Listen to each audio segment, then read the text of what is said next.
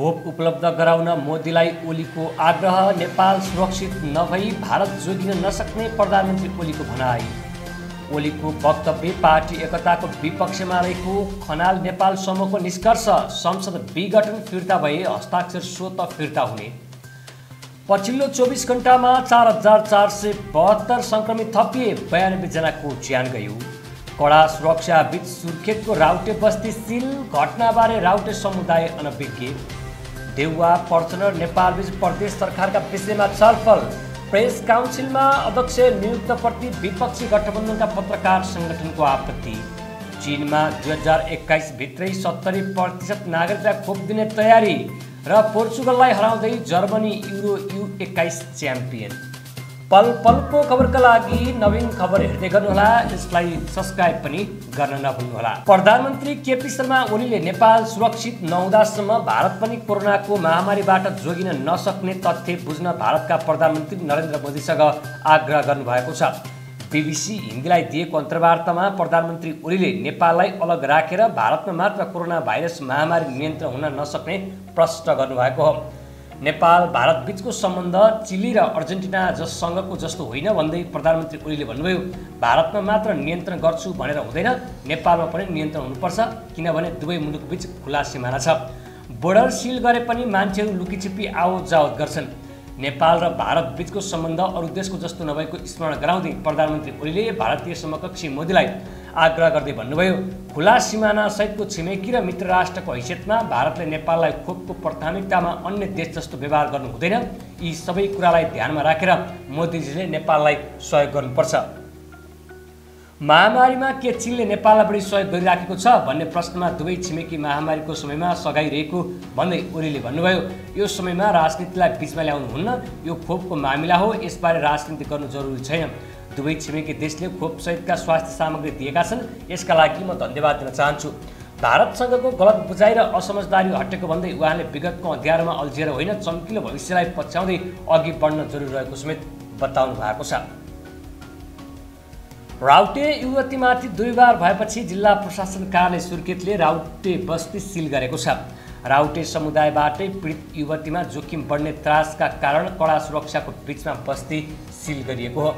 19 र 23 वर्षकी ती युवतीहरूलाई होटलमा लगेर मदिरा सेवन गराई जबरजस्ती करणी गर्न खोजेका थिए। उनीहरूले राउटे युवतीमाथि अश्लील हरकत गर्दै भिडियो समेत खिचेका थिए। युवतीहरूमाथि भएको यौन दुर्व्यवहार सम्बन्धी घटनाबारे अझै पनि राउटे समुदाय जानकार छैन। घटनाबारे समुदायलाई जानकारी भएमा समुदायभित्रैबाट जघन्य दण्ड दिने त्रासले प्रशासनले बस्ती सिल गरेको हो। राउटे बस्तीमा मानिसहरूको आवागमन रोक्नका लागि प्रहरी परिचालन गरिएको छ। युवतीहरूमाथि भएको यस्तो घटनाले नगरपालिकाका दोमनबहादुर घरती, भूपेन्द्र बुढा र होटल सञ्चालक विनोद पुनर विरुद्ध किटानी जारी परेको छ। उनीहरू विरुद्ध मानव ओसार पसार, यौन दुर्व्यवहार र जबरजस्ती करणीको मुद्दा चलाउन किटानी जारी दिएको प्रहरीले जनाएको छ। पछिल्लो समय यिनीहरू भाइरल हुने उद्देश्यले राउटे बस्तीमा भएर युट्युब, टिकटक, फेसबुक लगायतका सामाजिक सञ्जालमा राउटेसँग तस्विर र भिडियो लिनेहरूको समेत भिड लाग्ने गरेको थियो। पछिल्लो 24 घण्टामा कोरोना भाइरस सङ्क्रमित भन्दा निको हुने दर धेरै रहेको छ। पछिल्लो समय कोरोना सङ्क्रमित भन्दा निको हुने दर धेरै हुँदै आएको सन्दर्भमा सोमबार पनि सोही तथ्याङ्क आएको हो। स्वास्थ्य तथा जनसङ्ख्या मन्त्रालयका अनुसार पछिल्लो 24 घण्टामा 6951 जना सङ्क्रमण मुक्त भएका छन् भने 4472 जना नयाँ सङ्क्रमित थपिएका छन्। मन्त्रालयका अनुसार पछिल्लो 24 घण्टामा एन्टिजेन विधिबाट 5901 जनाको परीक्षण गर्दा 1102 जनामा सङ्क्रमण पुष्टि भएको छ भने पिसिआर विधिबाट 12002 जनाको परीक्षण गर्दा 3370 जनामा सङ्क्रमण पुष्टि भएको छ। बितेको 24 घण्टामा जम्मा 17903 जनाको परीक्षण भएको थियो। यससँगै देशभर कुल कोरोना सङ्क्रमित पिसिआरतर्फ कुल सङ्ख्या 5,91,494 पुगेको छ। एन्टिजेनतर्फ 14,661 जना पुगेका छन्। हालसम्म कोरोना निको हुनेको सङ्ख्या 4,97,960 पुगेको छ। यस्तै मृतकको सङ्ख्या 7,990 पुगेको छ। पछिल्लो 24 घण्टामा मात्रै 92 जनाले ज्यान गुमाएका छन्। नेपाली काङ्ग्रेसका सभापति शेरबहादुर देउवासँग भेटवार्ता गरेर नेकपा माओवादी केन्द्रका अध्यक्ष पुष्पकमल दाहाल प्रचण्ड र नेकपा एमालेका नेता माधवका नेपाल बुढा नीलकण्ठबाट फर्किएका छन्। तीन नेताबीच देउवा निवासमा करिब 1 घण्टा छलफल भएको थियो।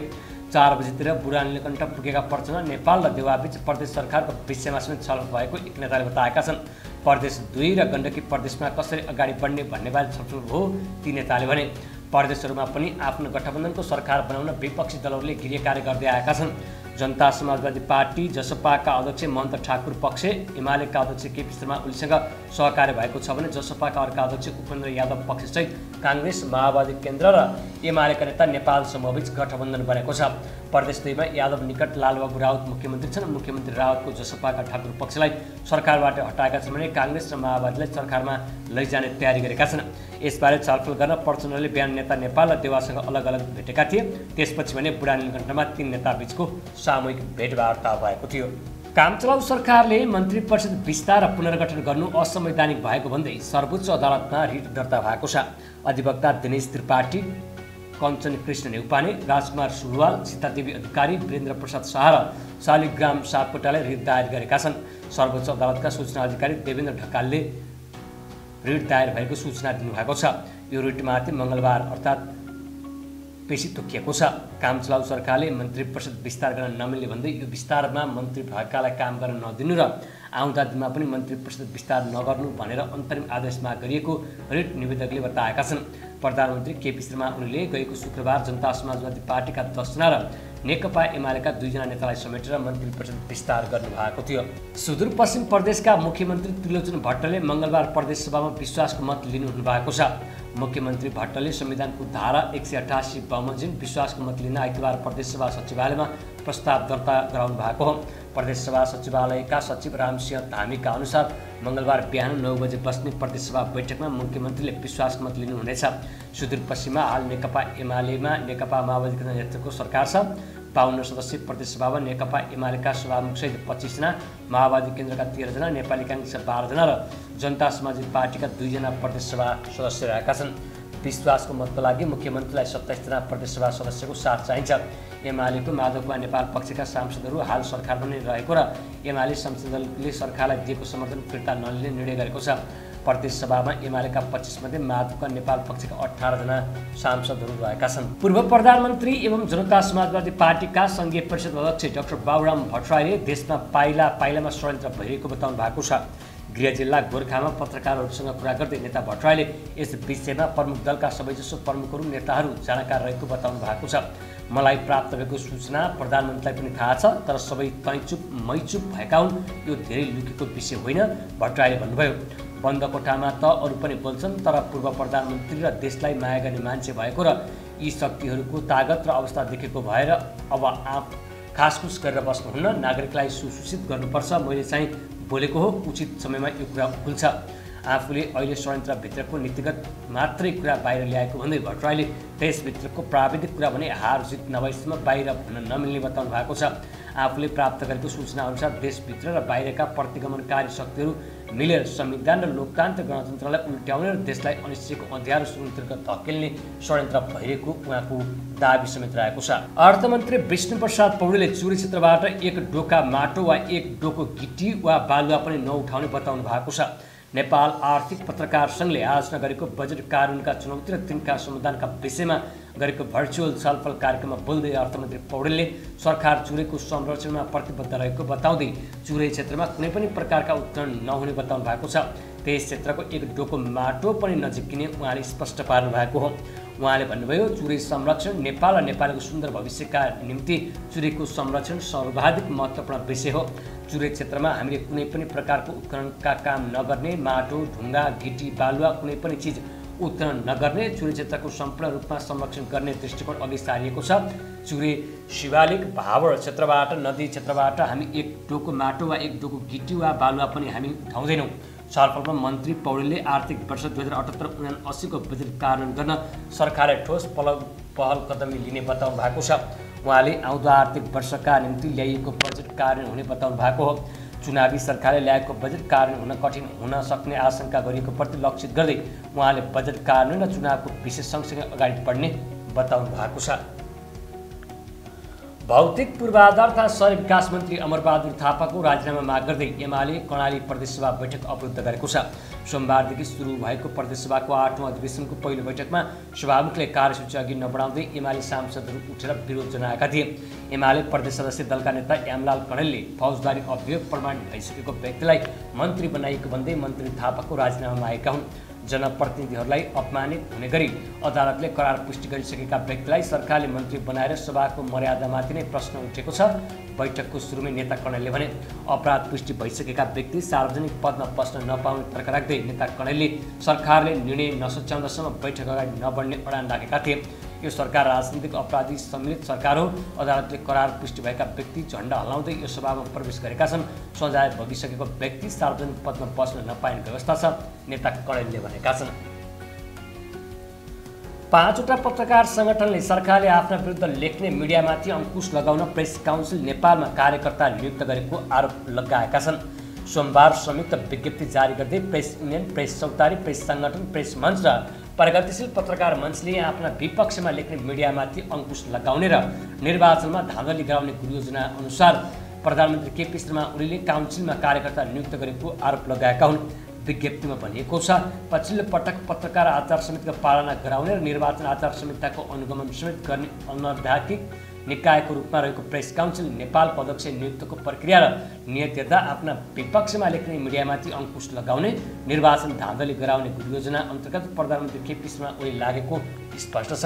नेपाल पत्रकार महासङ्घको सुझाव र परामर्शमा मात्र प्रेस काउन्सिलका पदाधिकारी नियुक्त गर्नुपर्ने ऐनको व्यवस्थालाई सरकारले पूर्ण रूपमा उल्लङ्घन गरेको ठहर गर्दै उनीहरूले काउन्सिल जस्तो संस्थाको बोर्डमा केपी ओली नेतृत्वको सरकारले एकलौटी रूपमा आफ्ना कार्यकर्ता मात्र नियुक्ति गरेको आरोप लगाएका छन्।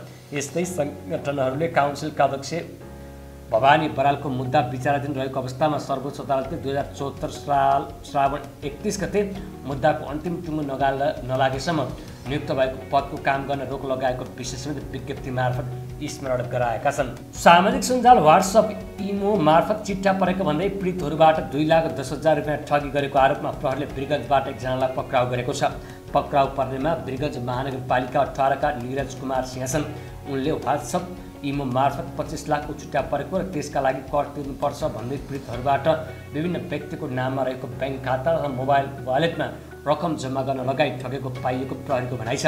पक्राउ परेको सिंहमाथि ठगी कसुरमा आवश्यक कारवाही अगाडि बढाइएको प्रहरीले जनाएको छ। यता छोराको न्यायको लागि अनसनरत गोर्खाकी गङ्गामाया अधिकारीले दोषीहरूलाई कारवाही नगरुन्जेल सङ्घर्ष जारी राख्ने बताएकी छिन्।